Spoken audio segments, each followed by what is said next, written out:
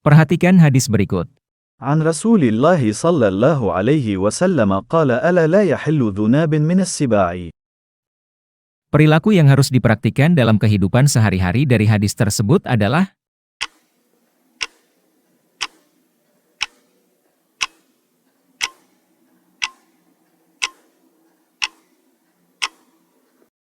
jawaban yang benar adalah tidak mengkonsumsi dari hewan buas yang memiliki taring. Soal 17.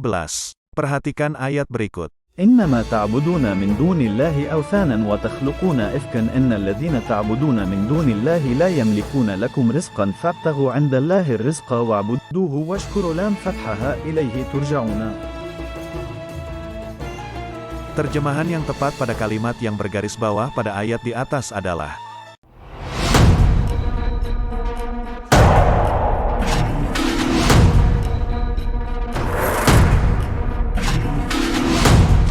jawaban yang benar adalah, sesungguhnya apa yang kamu sembah selain Allah tidak mampu memberikan rezeki kepadamu. Soal 18. Budi adalah seorang peserta didik yang duduk di kelas 12. Orang tua Budi seorang yang kaya raya.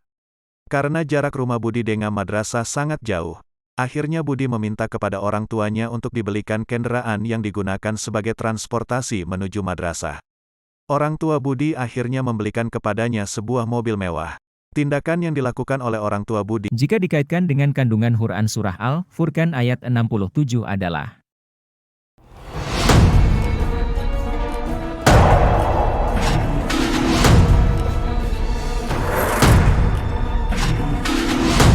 jawaban yang benar adalah tidak menghambur-hamburkan harta karena memang mampu.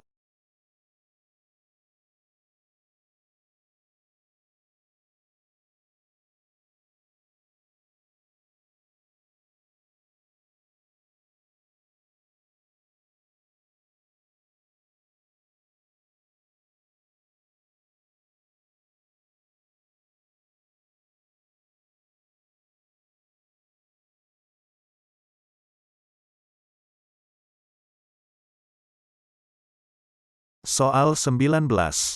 perhatikan hadis berikut. قال رسول الله صلى الله عليه وسلم عجبا لأمر المؤمن إن أمره كله خير وليس ذاك لأحد إلا للمؤمن إن أصابته سراء شكر فكان خيرا له وإن أصابته ضراء صبر فكان خيرا له. Sikap orang mukmin sesuai dengan hadis di atas adalah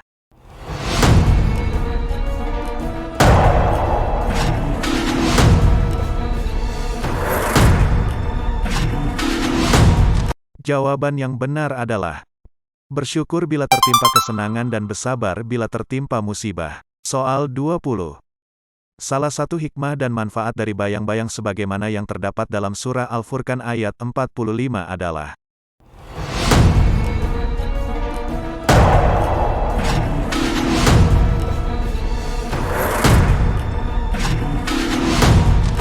jawaban yang benar adalah bermanfaat untuk menentukan waktu. Soal 21. Perumpamaan orang yang berilmu sebagaimana dijelaskan dalam hadis riwayat Abu Dawud dari Abu Darda, tentang keutamaan mencari ilmu adalah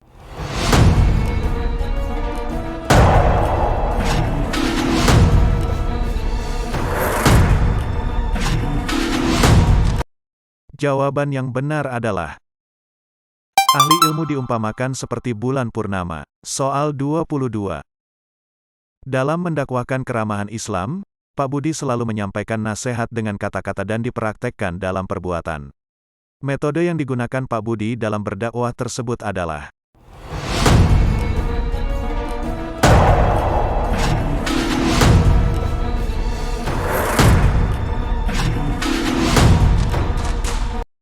jawaban yang benar adalah hikmah.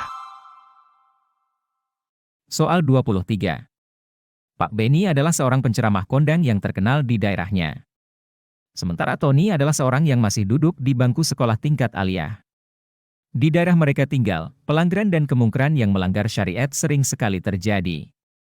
Mulai dari perjudian sampai kepada perampokan. Tindakan Pak Beni dan Tony yang tepat untuk mengubah kemungkaran tersebut sesuai dengan hadis berikut adalah فقال أبو سعيد: أما هذا فقد قضنا عليه. سمعت رسول الله صلى الله عليه وسلم يقول: من رأى منكم منكرا فليغير بيده، فإن لم يستطع فبلسانه، فإن لم يستطع فبقلبه، وذلك أضعف الإيمان.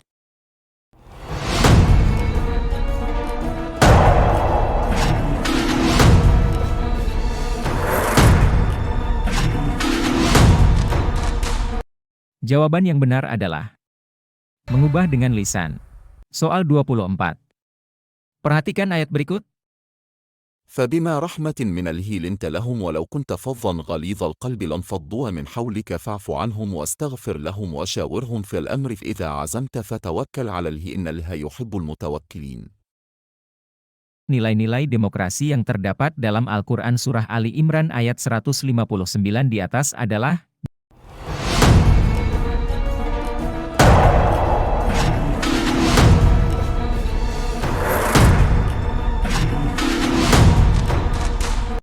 Jawaban yang benar adalah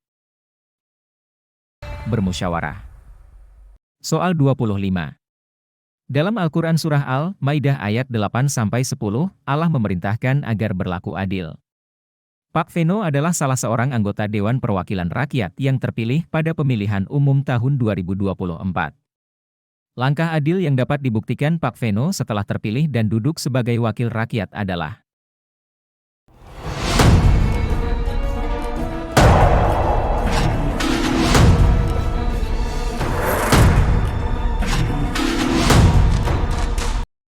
Jawaban yang benar adalah C dan E benar. Soal 26. Perhatikan hadis berikut. اليد العليا خير من اليد السفلى. Jelaskan maksud gambar di atas, sesuai dengan teks hadis. Jawabannya adalah tangan di atas lebih baik dari tangan di bawah. Seorang muslim mesti rajin berdedekah dan berinfak daripada selalu menerima. Al-Quran pertama sekali dicetak pada 1530 Masehi, atau sekitar abad ke-10 Hijriah di Bundukiyah, Finek. Namun, kekuasaan gereja memerintahkan agar Al-Quran yang telah dicetak itu dibasmi. Kemudian, Hankelman mencetak Al-Quran di salah satu kota negara di benua Eropa pada 1694 Masehi atau sekitar abad ke-12 Hijriah. Di kota dan negara manakah Hankelman mencetak Al-Quran tersebut? Jawabannya adalah kota Hamburg, Jerman. Soal 28. Hadis mempunyai kedudukan sebagai sumber hukum Islam kedua. Hadis tidak boleh diabaikan peranannya dalam ajaran Islam karena Allah Subhanahu wa Ta'ala berfirman dalam Al-Quran Surah An-Nisa ayat 80. من يطع الرسول فقد أطاع الله ومن تولى فما أرسلناك عليهم حفيظ. Terjemahan yang tepat terhadap ayat di atas adalah Barang siapa yang mentaati Rasul Muhammad, maka sesungguhnya dia telah mentaati Allah.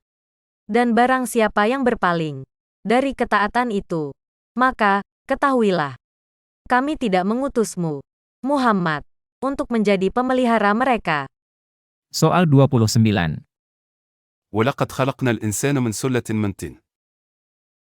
Terjemahan yang tepat pada ayat di atas adalah jawabannya adalah dan sungguh, kami telah menciptakan manusia dari saripati, berasal dari tanah. Soal 30. Soal 30. Sahabat adalah seseorang yang hidup pada zaman Nabi dan pernah berjumpa langsung dengan Muhammad Shallallahu Alaihi Wasallam. Pada satu waktu, Uwais Al-Qarni meminta izin kepada ibunya untuk berjumpa dengan Rasulullah Shallallahu Alaihi Wasallam yang saat itu berada di Madinah. Ibunya mengizinkan dan berpesan kepada Uwais agar cepat pulang karena merasa sakit-sakitan. Sampai di Madinah, Uwais langsung menuju rumah Rasulullah. Namun sayang Uwais tak bisa menemui Rasulullah sebab sedang di medan perang.